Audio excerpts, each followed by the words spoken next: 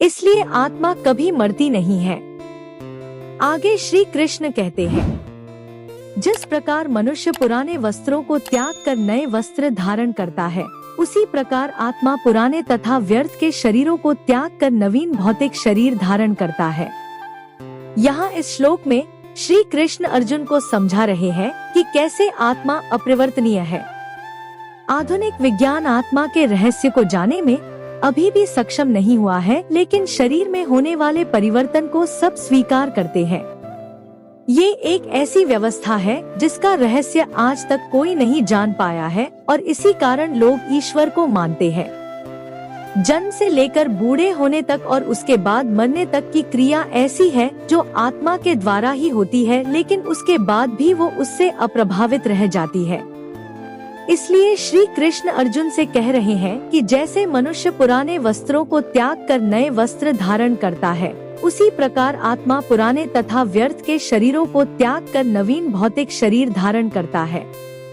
तुम्हें अपने भाइयों के लिए किसी भी प्रकार से शोक नहीं करना चाहिए, क्योंकि उनकी आत्मा एक बार पुनः एक नवीन शरीर धारण करेगी।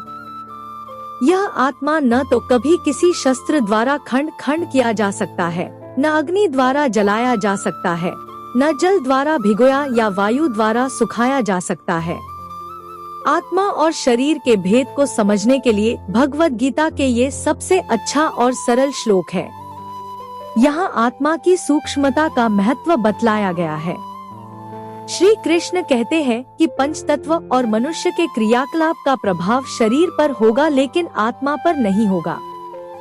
मिट्टी, जल, वायु, आकाश आदि से शरीर को फर्क पड़ता होगा, लेकिन आत्मा को नहीं पड़ता।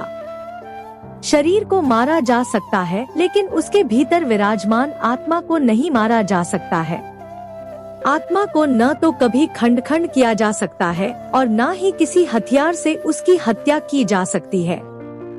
मनुष्य अपने अज्ञान के कारण शरीर को अजर अमर मान लेता है और भौतिक संसार में डूब जाता है।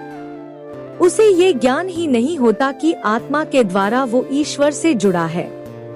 इसमें कई बार मनुष्य की भी गलती नहीं होती, क्योंकि जन्म लेने के बाद प्रभु की माया उसे ढक लेती है और वो मायावादी हो जाता है और जाने अनजाने में ईश्वर से पृथक हो जाते हैं।